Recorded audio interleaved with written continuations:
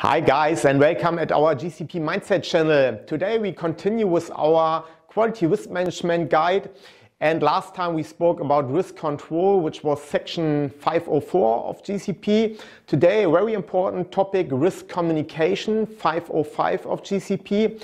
And once again, please watch first our first videos on the quality risk management guide, because otherwise this video is less useful for you.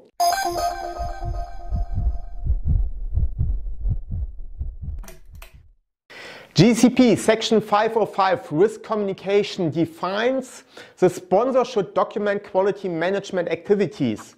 The sponsor should communicate quality management activities to those who are involved in or affected by such activities to facilitate risk review and continual improvement during clinical trial execution. So, what do we learn from this definition? First, even though the section is called risk communication, it starts with documentation of quality management activities.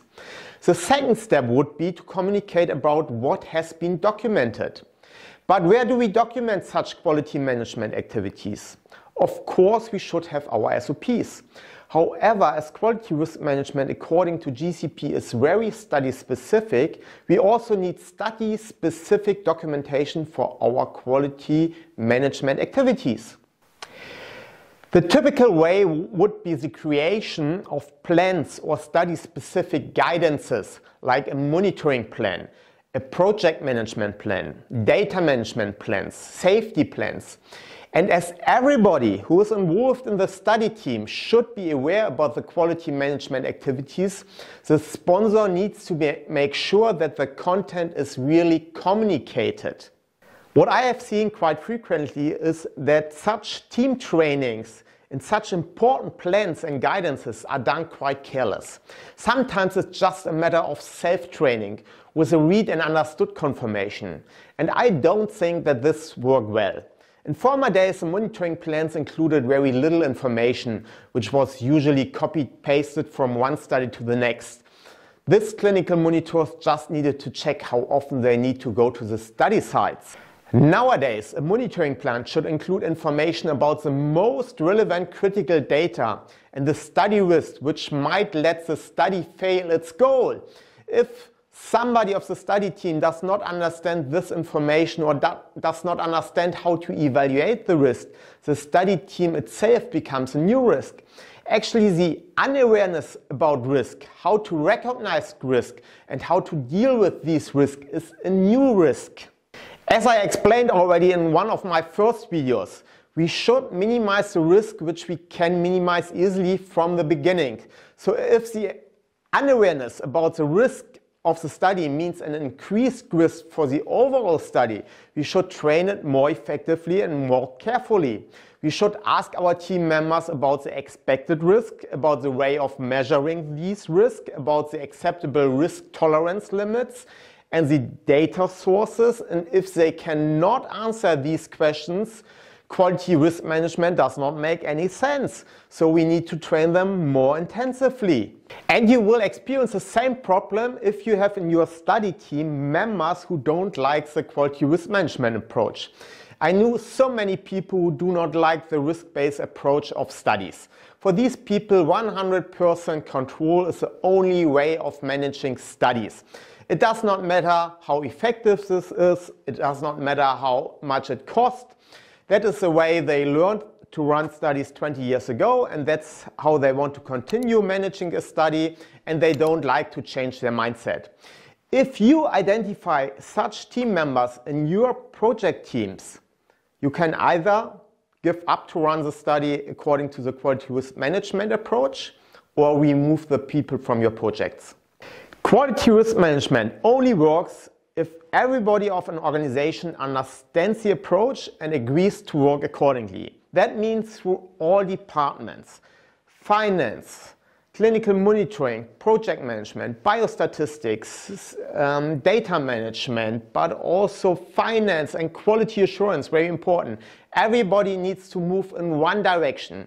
It is like a gear drive. If one gear moves into the wrong direction, you get a gearbox damage.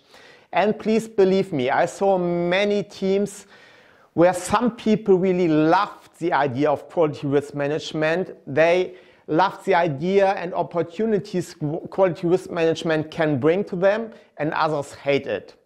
The quality risk management haters actually do not hate quality risk management. They hate risk at all. These people are control freaks. They actually think that they can avoid all risk by human control. And I'm sorry to say this so clearly, this is bullshit. As we humans are not perfect, we oversee mistakes, we oversee deviations, we have good times, we have bad times, which makes us humans another risk of a study. Anyway, as long as these quality risk management haters will stay in the study team, it will not work. They will win, as you cannot really avoid to control more than the project's plans would require to get controlled. As a consequence, these control freaks will also find more deviations, which actually have not been considered relevant for our project. These deviations will be reported, they will be documented and alerted, which means we deviate against our plans. The whole concept will not work, and please don't misunderstand me. I don't want that people don't learn from their mistakes. But we need to stick according to our plans. We need to separate critical, relevant information from information which are not considered relevant. If we learn during the study about new risk, the plans need to be updated on a regular basis. However, irrelevant information should stay irrelevant, which requires that everybody understands and really thinks about the relevance of information, which means a bit more intellectual efforts than just reporting everything. Therefore, once again, train the people well in your team, in quality risk management, in the study-specific plans. And of course, if something changed in your risk assessment, you recognize a new risk during the course of the study, you need to retrain the whole team. You recognize, for example, that an infusion pump, which is used as a standard pump in one country, works completely different to all other pumps in other countries. The flow rate is differently. This might be a new risk which you didn't expect in the beginning. Thus, you learned about it, update your plans, and retrain your people so that everybody is aware that the flow rate of these infusion pumps are very important, and if there are discrepancies, these are considered risk, and everybody needs to understand this new risk. If you don't train your study teams properly, you might fail with your study. It means you have another important risk. So don't be stupid, communicate risk well and continuously. Thank you very much for listening. I hope you liked our video. Next time we continue with risk review. Please leave us your questions and comments in the comment section. Please subscribe to our channel. See you the next time. Bye bye.